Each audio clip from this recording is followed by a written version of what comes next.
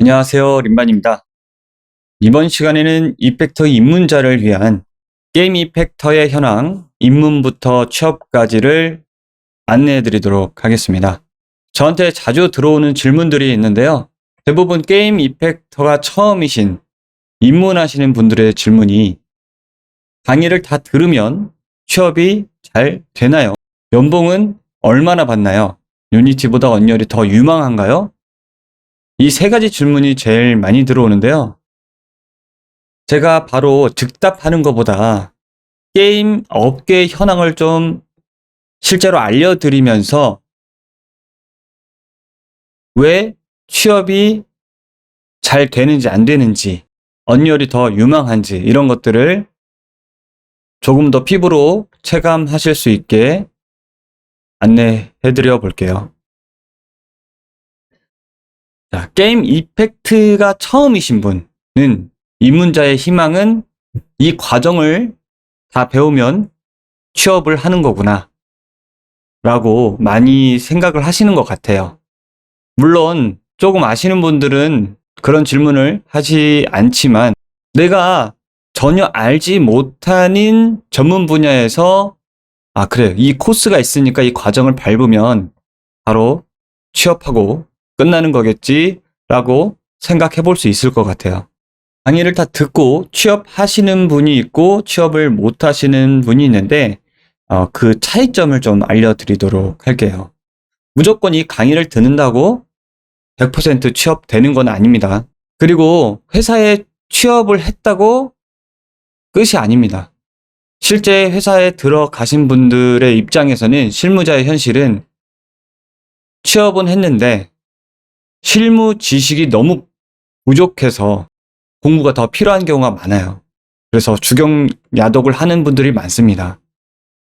일단 기술의 부족, 그리고 요즘 추세가 프로젝트가 좀 감소하는 추세이기 때문에 고급 인력만 남아 날 수밖에 없는 상황, 그리고 최신 업데이트, 엔진이 계속 업데이트됨에 따라서 공부도 해야 되겠죠. 그렇기 때문에 지식이 부족해서 강의를 다시 듣고 회사에 이직을 하거나 더 좋은 프로젝트로 가거나 이런 실무자의 현실이 있습니다. 그리고 제일 많이 듣는 질문 중 유니티와 언리얼의 차이점은 먼저 이걸 알아야 돼요. 전 세계적으로 이 두 가지 엔진을 많이 쓰는데 공통적으로 이 플랫폼에서 어떻게 쓰이냐. 유니티는 진입장벽이 낮고 대부분의 게임 플랫폼이 모바일이에요. 물론 모바일이 아닌 유니티도 있지만 대부분은 모바일이에요. 게임에서는. 그리고 프로젝트 평균 단위가 굉장히 작고 프로젝트의 기간도 굉장히 짧습니다. 그리고 어느 정도 퀄리티를 낼 수 있지만 아무래도 모바일 플랫폼이다 보니까 PC보다는 낮은 퀄리티를 낼 수밖에 없겠죠. 접근이 쉽다 보니까 기술 경쟁력이 낮습니다. 반대로 이제 언리얼은 진입장벽이 높아요. 기술 경쟁력이 높기 때문에 어려워요. 유니티보다. 그렇기 때문에 트리플 A급 퀄리티를 낼 수 있고 프로젝트에 모이는 사람들이 진짜 전문 고급 인력들이 모일 수밖에 없죠. 그러니까 프로젝트에 돈이 좀 있어야겠죠. 그런 전문 인력들을 쓰려면. 그러다 보니까 프로젝트의 단위가 중간 규모 이상이 대부분이에요. 그리고 주요 게임 플랫폼이 PC나 콘솔 같은 아주 고사양의 플랫폼에서 사용이 됩니다. 자, 그것과 관련해서 또 앞서 나온 질문, 취업이 되나요? 이 부분에 대한 정보를 좀 드리도록 하겠습니다. 자, 언리얼 이펙터의 취업의 문. 먼저 취업의 문이 현재 어떻게 되어 있냐? 굉장히 좁아져 있어요. 게임 시장이 굉장히 약세예요. 지금 게임 시장이 약세인 지는 10년도 넘었어요. 그렇지만 계속 약세인 상황이 지속되고 있습니다. 이게 불황의 굴레예요. 자, 게임 시장이 약세고 불황이면 게임 회사, 좋은 프로젝트 팀장 입장에서는 실무에 바로 투입돼서 컨텐츠를 생산할 인원을 뽑고 싶어요. 그래서 신입을 잘 안 뽑게 됩니다. 경력직을 뽑게 되죠. 그리고 가성비로 무조건 이 프로젝트를 해내야 하기 때문에 지원도 빵빵하지 않는 부분이 더 많아요. 그렇다 보니까 회사에서는 잘 되지 않는 프로젝트를 쳐내는 게 자산을 제일 아끼는 길이기 때문에 이 세 가지가 계속 돌아가고 있어요. 불황의 굴레로. 그렇기 때문에 다른 업계도 마찬가지지만 게임 업계도 많이 좁아져 있다. 이 좁아져 있는 현황을 좀 확인을 해보면, 게임 업계의 구인 광구를 좀 확인을 해보면요, 게임 이펙터뿐만이 아니라 기획자, 라이팅, 애니메이터, 사운드 등등 이렇게 앞서 경력 조건이 다 붙어 있는 거를 확인해 볼 수 있어요. 물론 신입도 뽑지만요, 경력을 뽑는 비중이 점점 높아지고 있습니다. 이렇게 평균 3년 이상을 뽑으려고 하는 지금 관행이 많이 늘고 있어요. 자, 신입 경력도 물론 뽑습니다. 뽑지만 큰 프로젝트, 큰 회사일 때 대부분 저런 경력 조건이 붙고 있어요. 그 이유가 가성비로 개발팀 프로젝트를 운영해야 되고 실무에 바로바로 투입해서 바로 컨텐츠를 생산을 해야 되거든요. 왜 이렇게 취업문이 좁아지고 게임 업계에서는 신입을 뽑지 않게 되었는가는 좀 근본적인 원인을 좀 한번 찾아볼 필요가 있습니다. 그게 바로 게임 규제인데요. 한국의 게임 규제, 굉장히 오래됐어요. 게임 중독세라고 여러분 혹시 들어보셨나요? 들어보신 분들이 좀 있을 거예요. 게임 업계에 있었던 분들은 다 아실 거예요. 마약과 동일시하면서 세금을 거두려는 정치인들이 굉장히 게임계를 힘들게 했거든요. 자, 게임사의 매출의 5%를 게임 과몰입 치료를 위한 자금으로 징수하겠다. 그리고 마약으로 등재를 같이 해야 된다. 그런 얘기도 많았죠. 육성이냐 규제냐 혼란에 빠진 게임 산업. 2013년 부터 이렇게 발의를 했기 때문에 시작된 거죠. 게임을 마약 취급하는 한국, 창조 산업으로 우대하는 독일. 독일은 이거를 굉장한 컨텐츠 산업으로 우대하고 있다라는 기사고요. 지금 2023년 기사도요. 규제에 아직도 발목 잡혀 있는 게임 산업 보이시죠? 자, 지금 대한민국 게임 산업의 이 이미지는요. 이 게임 중독세가 발의된 이후에 나온 K 아이디어 협회의 대문 이미지였어요. 저는 이 2014년쯤에 이런 기사를 보고 야, 이거 게임을 마약 취급하고 이게 말이 되냐? 이거는 한 몇 년 이후에 좀 풀리고 괜찮아지겠지라고 생각을 했었는데 이 기사를 날짜만 바꿔서 써도 될 정도로 아직까지 규제가 발목을 잡고 있고 지원은커녕 규제를 하고 있습니다. 근데 이 기간이 지금 2013년이면 지금 10년쯤 됐잖아요. 그러다 보니까 게임 업계는 위축될 수밖에 없겠죠. 거기다가 중국의 설상가상으로 중국은 반대로 게임의 정부 지원이 굉장히 컸어요. 자, 파노는 뭐냐면 중국에서 해외 게임을 중국의 서비스를 하게 할 건지 허가권을 주는 걸 얘기하는 건데 파노 규제를 우리나라에 다 때려버렸어요. 우리나라뿐만이 아니라 여기 보시면 자, 여기도 좀 오래됐어요. 2015년 정도에서부터 우리가 이제 파노를 획득을 했는데 갑자기 2019년, 2020년에 활발하게 막 출시 무기한 열기 파노를 발급을 안 해주기 시작해요. 그러면서 내수에 있는 중국 게임을 키워주기 시작하죠. 2014년부터 또 맞물려서 시작해요. 우리 정부는 규제하고 게임 산업이 만리장성 벽에 막힌 게임 한류. 시대의 역행 규제 폭탄 탓. 맞죠? 한국은 규제 폭탄을 주고 중국은 게임 정부 지원에 훨훨. 규제가 없이 훨훨 엄청나게 컸어요. 그러니까 이제 중국은 커가고 한국은 작아졌죠. 이 내용을 아마 게임 이펙터가 아니더라도 다 아실 거예요. 게임을 좋아하시면. 한국 게임 산업 규제의 뒷걸음질, 중국은 전폭 지원의 뜀박질. 게임 국내 휩쓰는데 한국은 4년째 파노가 0건. 이걸 허가를 안 내주는 거죠. 중국 공세 사나운데 IP만 재탕. 게임 개발 고도화해야. 그러니까 우리는 규제도 당하는 국가적 제재를 받고 라이벌인 다른 나라에서는 지원을 받고 있는데 우리나라에서는 또 거기서 돈만 되는 IP만 사골처럼 재탕해서 계속 내고 있는 거죠. 그러다 보니까 한국과 중국의 차이가 인정할 수밖에 없는 격차가 됐어요. 지금은 누구도 인정을 하실 거예요.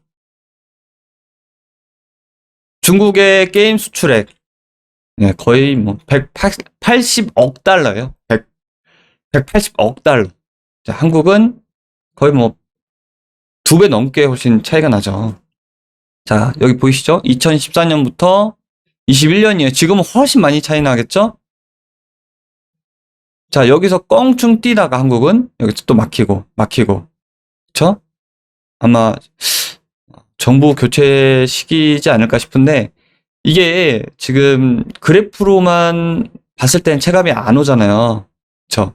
중국의 게임의 이 국가별 게임 시장을 보세요.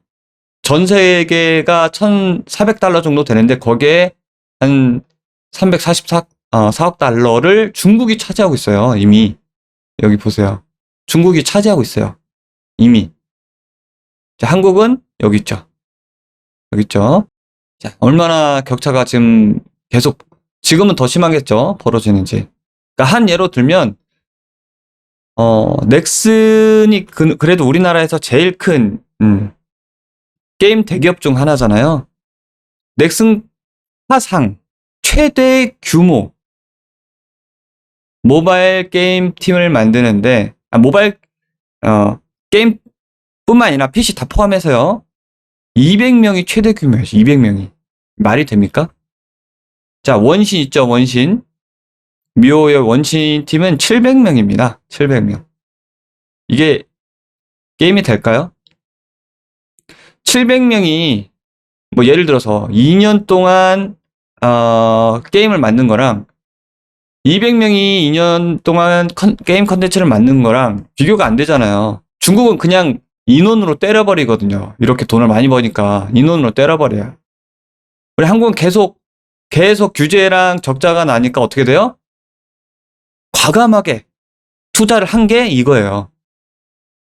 자, 알다시피 아시는 분은 알겠지만 넥슨이 게임 개발에 투자를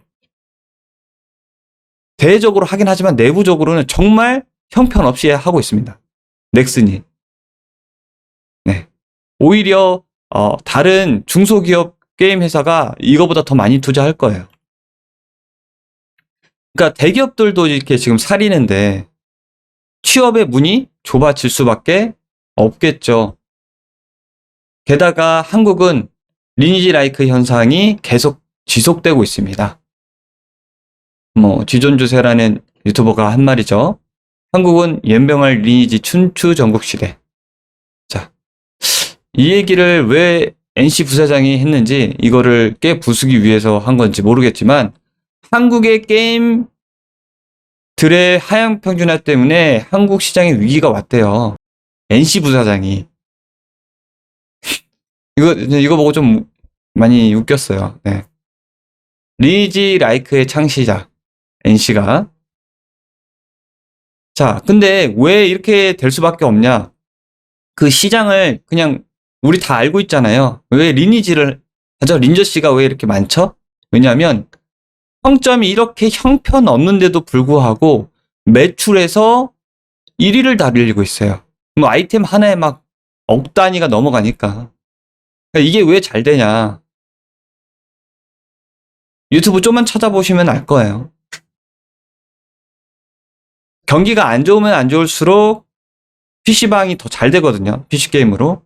이제 경제력을 얻은 아저씨들의 가장 편한 취미가 이 게임인데 게임에서 한국 사회, 그러니까 압축된 한국 사회를 표방하고 있어요. 돈이 많으면 메이커 차량을 타고 그것과 같은 거예요. BMW 벤츠를 이 검으로 사서 남들이 우러러보는 형태, 그런 형태의 게임을 만든 거예요. 사행성. 자, 그 반면에 원신 같은 경우에는 사행성이 아니라 여기 보이시죠? 물론 여기도 이제 구글 플레이도 자본에 잠식되어 있지만 그래도 대부분의 대중의 평가가 굉장히 좋고 제가 해봤을 때도 원신은 그래픽적으로도 물론 어떤 모티브를 표방한 게 있지만 굉장히 재밌고 잘 만든 게임이에요. 우리 한국 내수 시장 자체에서 리니지 라이크가 사라지지 않는 이상은 네, 계속해서 RPG로 몰릴 거예요. MMORPG로.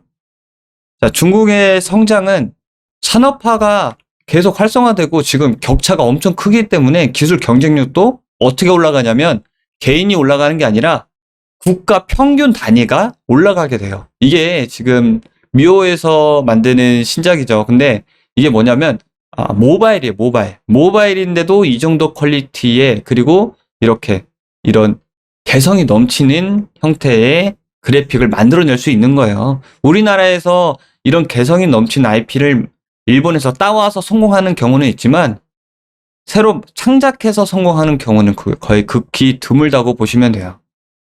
자, 우리 게이머들이 원하는 것들은 매니악적인 측면을 충족시켜주는 개성이 넘치는 게임들인데 그래서 이 결과 어떻게 됐냐?